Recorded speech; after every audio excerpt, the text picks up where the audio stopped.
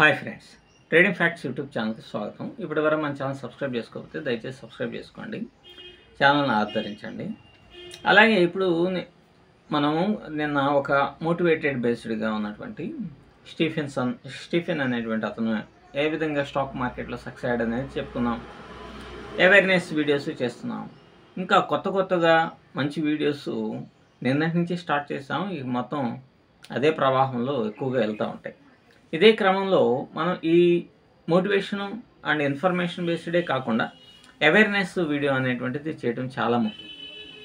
ఎందుకంటే వీడియోని చూసి ఒకరైనా సరే సేవ్ అవుతారనే ఉద్దేశంతో. సో ఆ కాన్సెప్ట్లోనే నేను ఇప్పుడు ఏం చెప్పబోతున్నానంటే, కొంతమంది ఇప్పుడు ఫర్ ఎగ్జాంపుల్గా బొంగు ఆఫ్ స్టాక్ మార్కెట్, ఇక్కడ బొంగు ఆఫ్ స్టాక్ మార్కెట్ అనేది ఒక ఊహాజనితమైనటువంటి కల్పిత పాత్ర మాత్రమే, ఎవరిని ఉద్దేశించింది కాదు. ఇటువంటి వ్యక్తులు ఉంటారు అనేటువంటి ఉద్దేశంతోనే నేను చెప్తా ఉన్నాను. వీళ్ళు ఏం చేస్తారంటే ఇటువంటి వ్యక్తుల్ని కాపీ ట్రేడ్ ఫాలో అయ్యేటువంటి వాళ్ళని మీరు ఎవరైతే ఫాలో అవుతున్నారో వాళ్ళకి ఒక సజెషన్స్ ఇస్తూ గతంలోనే నేను ఒక వీడియో చేయడం అనేటువంటిది జరిగింది. ఈ విధంగా మీరే ఇన్వెస్ట్మెంట్ అనేటువంటిది చేసుకుంటే 50% మీకే, మీరు ఎటు వాళ్ళకి ప్రాఫిట్ ఇవ్వాల్సిన అవసరం లేదు. అప్పుడు మీకు ఎప్పుడైనా సరే లాస్లు వచ్చినా కూడా 100% ప్రాఫిట్ అనేటువంటిది మీ దగ్గరే ఉంటుంది. కాబట్టి రెండు అడ్జస్ట్మెంట్ అనేటువంటిది అవుతాయి అనేటువంటి చెప్పాను. ఇప్పుడు కొంతమంది ఏం చెప్తున్నారు అని అంటే, బొంగు ఆఫ్ స్టాక్ మార్కెట్ అనే ఊహాజనితమైన పాత్ర ఏం చెప్తుందంటే, మీరు ప్రతి 4 గంటలకు 5 గంటలకు ఇన్వెస్ట్మెంట్ అనేటువంటిది చేయండి, చేసి ఇంత టేక్ ప్రాఫిట్ అనేటువంటిది పెట్టుకోండి, హాయిగా ఉండండి అని చెప్పేసి చెప్తున్నారు. లాస్ వస్తే వదిలేసేయండి అంటున్నారు. మరి ఇక్కడ స్ట్రాటజీ ఏమున్నట్టు? ఇలా చెప్పేటువంటి వ్యక్తి యొక్క స్ట్రాటజీ మీకు తెలిసినట్టే కదా. ఎందుకు? ఫర్ ఎగ్జాంపుల్గా 1,15,000 దగ్గర బిట్కాయిన్ అనేటువంటి దాన్ని మీరు ఇన్వెస్ట్ చేశారు, ఒక $50 పెట్టి కొన్నారు.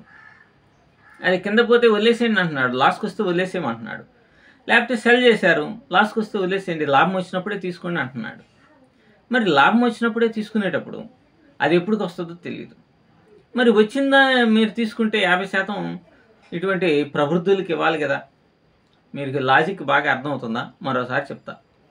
మీరు 1,00,000 దగ్గర బిట్కాయిన్ ప్రైస్ 1,00,000 దగ్గర ఉన్నప్పుడు మీరు బై చేశారు, లేకపోతే సెల్ చేశారు అంటే ప్రతి 6 గంటలకు ఒకసారి మీరు కనుక ఇన్వెస్ట్మెంట్ అనేటువంటి చేస్తూ ఉంటే బై ఆర్ సెల్ చేస్తూ ఉంటారు కదా. చేసినప్పుడు మీరు పెట్టినటువంటి పెట్టుబడి లాస్ట్లోకి వస్తేనేమో మీరు అలానే వదిలేసేయండి, ఒక రీసైకిల్ సిస్టంలో అది లాభాలకు వచ్చేస్తుంది అని చెప్తున్నారు కదా.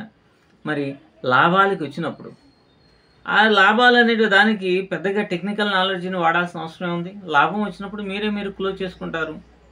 మీరు క్లోజ్ చేసుకుని ఆడికి సగం డబ్బులు ఇవ్వటం ఏంది? కనీసం మీరైనా కొద్దిగా ఆలోచించి ఇటువంటి వాళ్ళ యొక్క ట్రాప్లో పడకండి. డైరెక్ట్గా మనవాడు ఆడి యొక్క స్ట్రాటజీని చెప్పేశాడు, మీరు బై ఆర్ సెల్ కొనేసేయండి అక్కడ. అంటే బై కానీ సెల్ కానీ అతను చేస్తాడు కాబట్టి ఇక లాభం వచ్చి నష్టం వస్తే పోతే పోయింది, అది లాభాలు వచ్చినప్పుడు లాభం తీయండి అని చెప్తున్నాడు. సో ఇవన్నీ కూడా అసలు స్టాక్ మార్కెట్ గురించి తెలియనోడైనా సరే చేసేటువంటి పని అనమాట. అది మీకు బిట్కాయిన్ అనేటువంటిది పడ్డా కూడా పైకి వస్తుంది, పైకి లేసినా మళ్ళీ కరెక్షన్. ఇప్పుడు 1,23,600 దగ్గరికి వెళ్ళి మళ్ళీ 1,16,000 దగ్గరికి రాలా, 7,000 పాయింట్లు పడిపోవాలా. మీరు 1,20,000 దగ్గర మీరు సెల్ చేశారనుకోండి ఫర్ ఎగ్జాంపుల్గా, అది 1,23,000 దగ్గరికి వెళ్ళినప్పుడు యాక్చువల్గా మీ యొక్క పర్సులో అది నెగిటివ్నే చూపిస్తుంది. కానీ అది పడిపోయింది కదా, ఆ పడిపోయిన దాకా మీరు ఉన్నారనుకోండి. ఇప్పుడు మీరు $30 బుక్ చేస్తే ఇంకా ఆడి $15 ఇవ్వడం ఎందుకు? ఆ $30 లేదు మీ దగ్గర ఉంటాయి కదా. సో ఈ లాజిక్ని మీరు ఆలోచించాలి. ఎవడు కూడా అతను మాత్రం ట్రేడర్ అనేటువంటి వాడు కాదు. ఈ బొంగు ఆఫ్ స్టాక్ మార్కెట్ అనేటువంటి వాడు ట్రేడర్ కాదనమాట, ఊహాజనితమైన పాత్ర. మరి ట్రేడర్ కానోడే ఇట్లా చేయండి అంటే, వీళ్ళు గనక ఒక ఇంట్రాడే బేస్డ్గా, ఒక స్ట్రాటజీ బేస్డ్గా ట్రేడింగ్ చేస్తున్నారు అనుకోండి, అప్పుడు రిస్క్ ఎంత, రివార్డ్ ఎంత అనేటువంటిది పెట్టుకొని, రిస్క్ స్టాప్ లాస్ని హిట్ అయితే నష్టాన్ని బుక్ చేసుకుంటాడు, టార్గెట్ని హిట్ అయితే లాభాన్ని బుక్ చేసుకుంటాడు. దానికి కొంత ఒక క్రైటీరియా అనేటువంటిది ఉంటుంది. అది వాళ్ళ యొక్క స్కిల్ మీద ఆధారపడి ఉంటుంది కాబట్టి అటువంటి వాళ్ళకి 30% 40% ఇచ్చినా ఇబ్బంది లేదు. ఎందుకు? వాళ్ళ స్కిల్ మీద ఆధారపడి మీకు డబ్బులు వస్తున్నాయి కాబట్టి. కానీ ఈ బొంగుగాళ్ళు చెప్పేటువంటి వాటిల్లో అసలు టెక్నిక్ ఏడుంది? ఒక ప్రైస్ దగ్గర బై చేస్తావు, ఒక ప్రైస్ దగ్గర సెల్ చేస్తాడు. నష్టం పోతే పోనీమని చెప్తున్నాడు కదా, అది లాభంలోకి వచ్చినప్పుడు బుక్ చేయమంటున్నాడు. ఇది కామన్ ఫ్యాక్టర్ కదా. మీరే అక్కడ బై చేయటమో సెల్ చేయటమో చేసేసి నష్టం పోయినప్పుడు దాన్ని అంతే హోల్డ్ చేసి అది లాభంలోకి వచ్చినప్పుడు బుక్ చేస్తే $10 బుక్ చేశారనుకోండి, అప్పుడు $10 మీ దగ్గర ఉంటాయి. ఇంకా వాడికి ఎందుకు ఇవ్వటం? $5 కమిషను. కాబట్టి ఇదంతా కూడా టెన్షన్ లేనటువంటిది. ఇది లైఫ్ లాంగ్ సెటిల్మెంట్ బిజినెస్. వాడికి బిజినెస్, వాడి పబ్బం గడుపుకోవడానికి బిజినెస్, వాళ్ళు లాభాలు సంపాదించుకోవడానికి బిజినెస్. దీనికి ఎటువంటి టెక్నిక్స్ అవసరమే లేదు. మీరు ప్రశాంతంగా డబ్బులు పెట్టుకొని చేసుకోవటం ఒకటి. రెండోది, మీరు కనుక చేసేటట్టయితే మీరు ఒక క్వాంటిటీకి ఫిక్స్ అయిపోయి బాండ్ అయిపోయి ట్రేడ్స్ చేస్తారు. 0.01 క్వాంటిటీ కావచ్చు, 0.02 కావచ్చు, 0.03 కావచ్చు. కానీ ఇట్లాంటి కొంతమంది మాస్టర్ ట్రేడర్స్కి అత్యాశ వలన, గతంలో పోయిన డబ్బుల వలన ఒకేసారి ఏదో ఒక జాక్పాట్ కొట్టేద్దామని ఎక్కడో ఒక చోట 1 బిట్కాయిన్ వేసి పారేస్తారు. మన అలానే వేసారు కదా, 7 ఎగిరిపోయారు కదా. మరి రీసెంట్గా జరిగింది. ఎందుకంటే మీ లాభాలు కనుక మీకు కనుక వస్తే సగం డబ్బులు వాళ్ళకి వెళ్ళిపోతాయి కాబట్టి మీ యొక్క క్యాపిటల్ మొత్తాన్ని కూడా రిస్క్లో పెట్టేసి వాళ్ళు ఇటువంటి ట్రేడ్స్ చేస్తూ ఉంటారు. అప్పుడు ఏమవుతుంది? లాభం వస్తే వాళ్ళు జాక్పాట్ కొడతారు, నష్టం వస్తే మీరే పోతారు. వాళ్ళకేం పోదు, వాళ్ళు జస్ట్ మినిమం బ్యాలెన్సే పోతుంది. కాబట్టి ఈ పారామీటర్స్ని మీరు బాగా అర్థం చేసుకోవాలి. అంతేకాకుండా మేము కాన్స్టెంట్ క్వాంటిటీ వాడతామని ఈ మధ్యకాలంలో 1 బిట్కాయిన్ కూడా వేశారు కదా.